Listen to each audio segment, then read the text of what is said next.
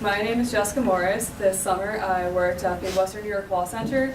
And before I begin, first I'm going to give a brief overview of what the Law Center is and what it does.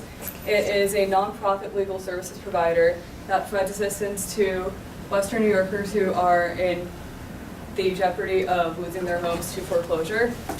And I'm also going to take this time to introduce my supervisor, Kate Lockhart.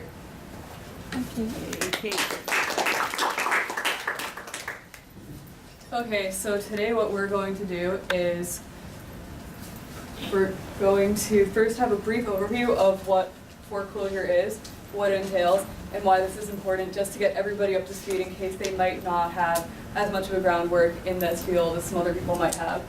So in terms of what foreclosure is, it can most easily be defined as a lawsuit that is filed against a homeowner by the lender.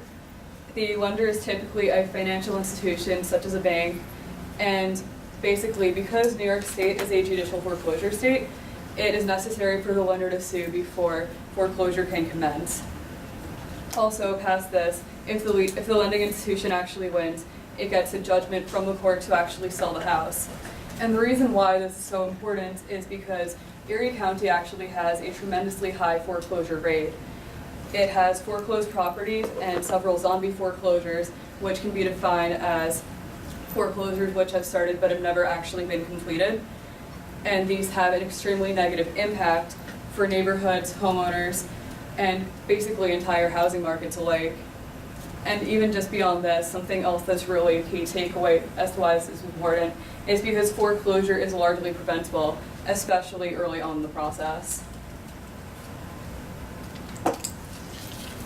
So I'm going to summarize some of the findings that we had from this study that Alex and I have worked on this summer.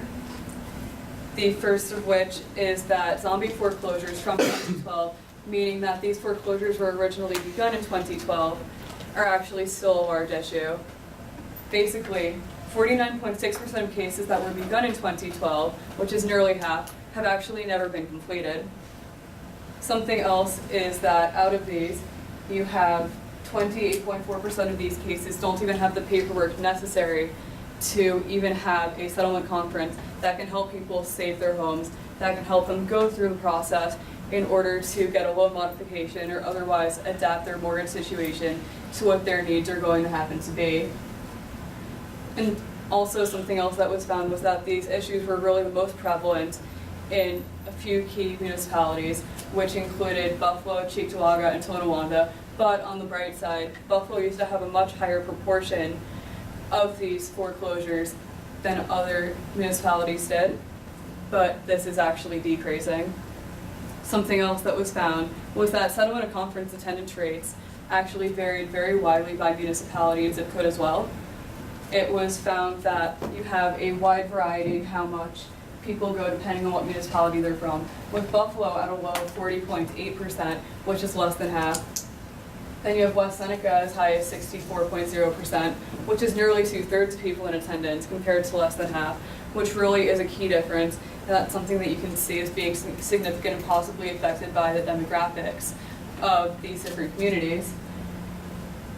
This was also pretty much correlated with how there are variation between zip codes, when the top 5 zip codes with the lowest attendance rates were actually in these municipalities as well. Also, something else that was really important about these zip codes is that they tended to have the lowest median incomes compared to some of the others in Erie County, which was something that might not be completely causal, but it was definitely a trend. Then a final point that I wanted to make about my findings was that doing some statistical analyses, such as trend analysis and time series analysis, it was found that the rate of foreclosure should definitely be lower for the 2014 year than they have been from their peaks in the mid-2000s to early 2010s. And this very much seems to align with how requests for judicial intervention filings, which are paperwork that allows you to have these conferences in order to prevent foreclosure from occurring, have become mandatory during 2010. So moving on from this, there are also policy implications that can be taken away from our findings. The first of which is that it's necessary to hold financial institutions accountable during the settlement conference period and during property transfers and deed transfers in order to ensure that zombie foreclosures are not prevalent in order to prevent them from occurring.